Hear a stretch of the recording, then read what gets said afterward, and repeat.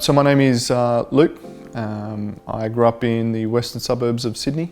My enlistment date was the 26th of April 2005. I was 18 years old, and then upon enlistment doing basic training, I became a driver in the Royal Australian Corps of Transport.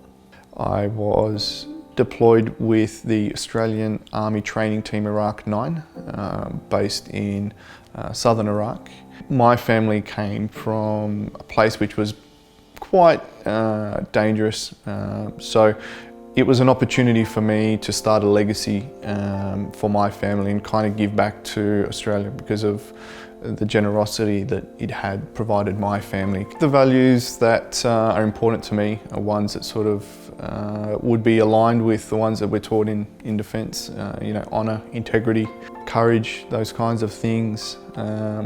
They're things that still resonate with me, especially after I've left defence. I was medically discharged from the Army in 2014, early February, and that was sort of the end of my Army journey.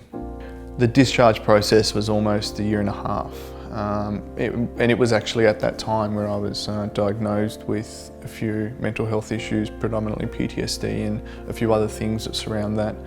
The biggest issue for me personally was that feeling of being displaced.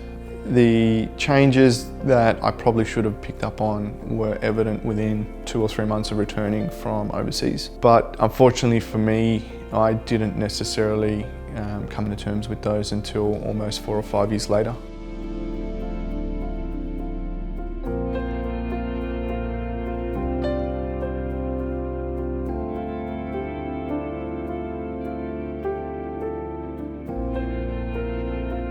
Things like getting angry at some really minor things, but then being angry for 3 days after that. And I don't mean angry as in I'm in a grumpy mood, I mean angry as in just walking around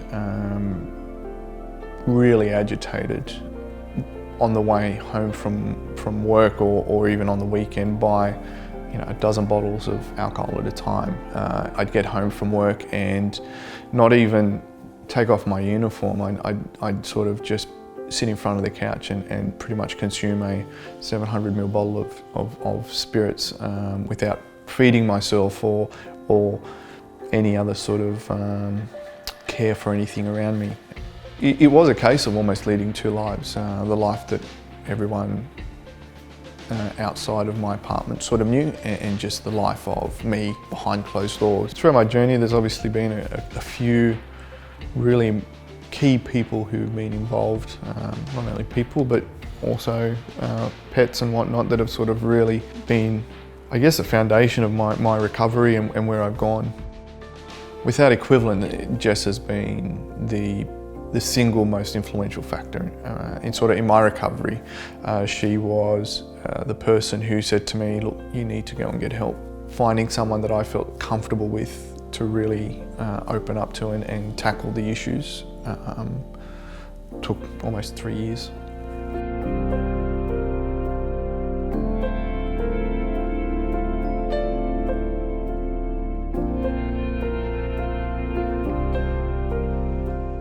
I think Mates for Mates has been they've played a pivotal role in helping me personally, but also as a family get better, not just in the things that they have available in terms of the gym and the mental health side, but also just being a place where you can go and just be yourself and also feel included and continue on that, I guess, that friendship that you've come to expect. Go there and have a coffee, if nothing else. Have a chat. You might find someone that you know through service or that knows someone you know.